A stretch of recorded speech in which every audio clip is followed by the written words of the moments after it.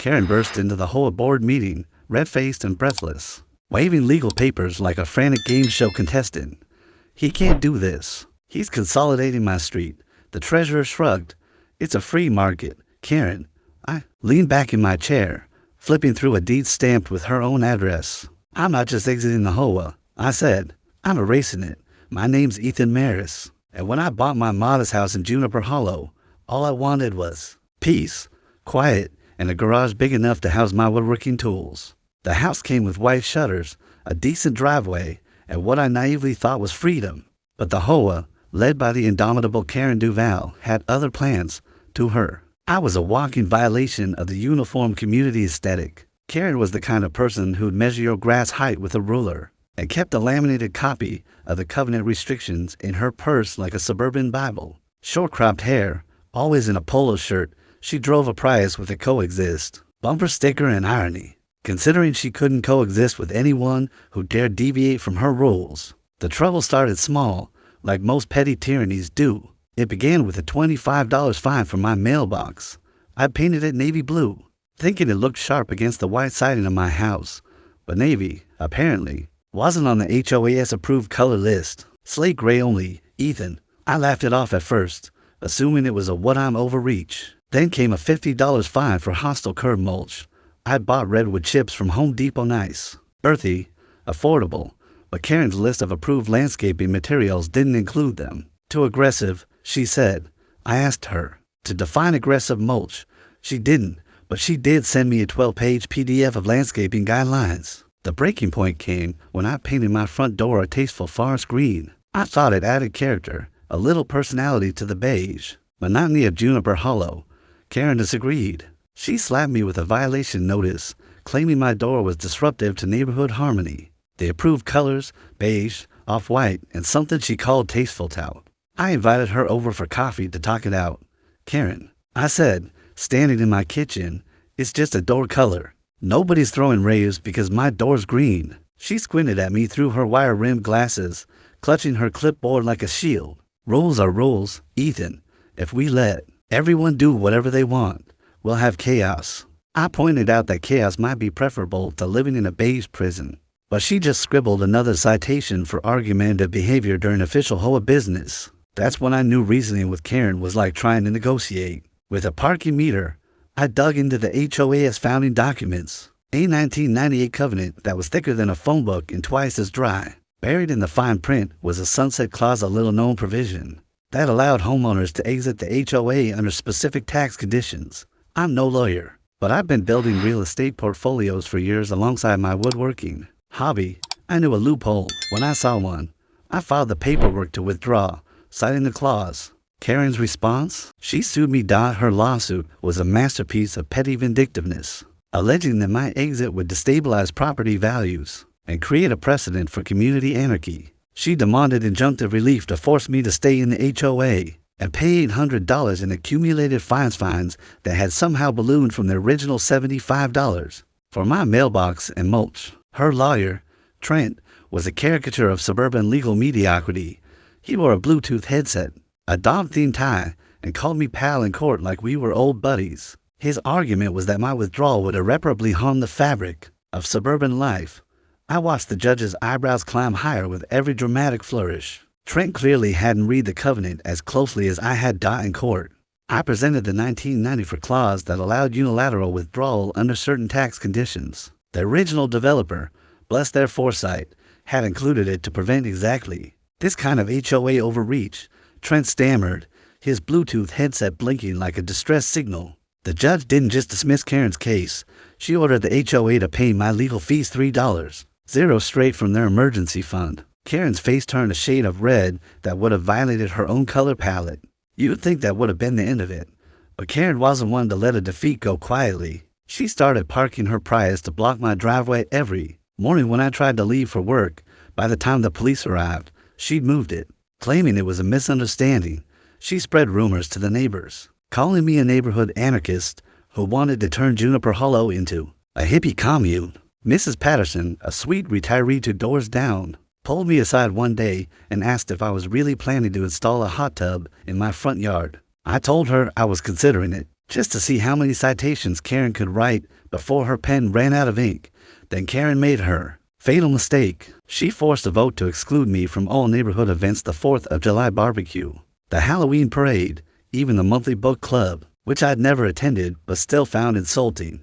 He doesn't belong here if he won't play by the rules, she declared at the HOA meeting, her gavel banging like a judge in a bad courtroom drama. That's when I decided to stop playing defense and go full offense. If I couldn't be part of the neighborhood, maybe I'd just own it instead. I've been in real estate investment for 15 years, quietly building a portfolio of rental properties across the state.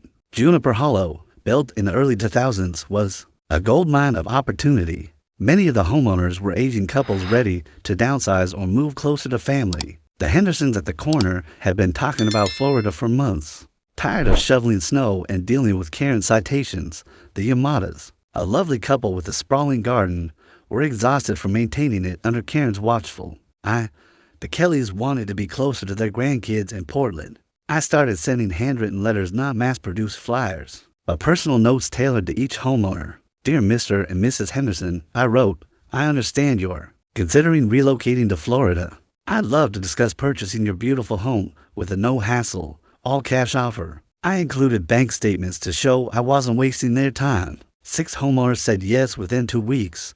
The Patels, who lived across the street, were the tipping point. Karen had cited them for unsightly storage exposure after they left their garage door open while unloading groceries. When I knocked on their door the next day with a cash offer 10% above market value, they practically threw the keys at me. Take it, Mr. Patel said. I can't deal with her clipboard anymore. I bought their house, the Hendersons, the Yamadas, both Kelly properties, the Morrison duplex and the Stevens place, whose owners were fed up with Karen's citations over their vegetable garden. Each transaction was handled quietly through different attorneys, spaced out over weeks to avoid suspicion. Karen was too busy measuring hedge heights and timing how long people left their trash cans out to. Notice dot by the time of the next HOA meeting. I own 7 of the 20 homes on her street.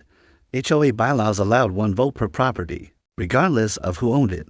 Karen, in her obsession with controlling individual homeowners, had never considered what might happen if one person became multiple homeowners. The meeting was held in her living room. She insisted it was more intimate than the community center.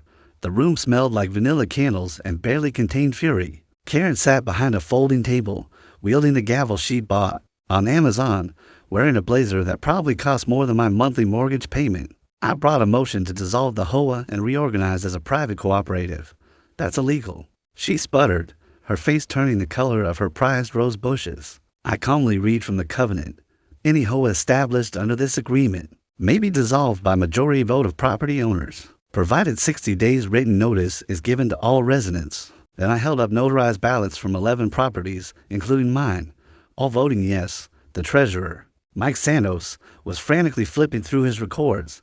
Actually, Karen, he said, according to county deeds, he owns the Henderson corner house, the Yamada place, both Kelly properties, the Patel house, the Morrison duplex, and he paused, double-checking his notes. Wait, when did you buy the Stevens place? Last Tuesday. I replied, nice people. They were tired of getting citations for their vegetable garden. Karen's mouth opened and closed like a fish out of water. She hadn't noticed I'd also bought the empty duplex next to her house the week before. The previous owners had been fighting the HOA for 2 years over whether their tenants could park work trucks in the driveway. When I offered them cash and promised to handle the HOA nonsense, they signed immediately. That tipped the vote. Motion passed. HOA dissolved. Karen powerless.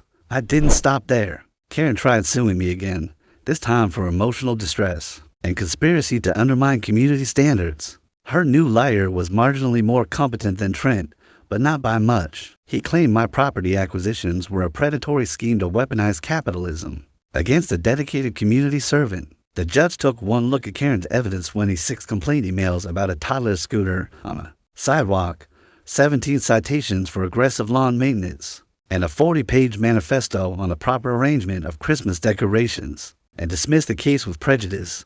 Ms. Duval, the judge said, owning property is not a crime.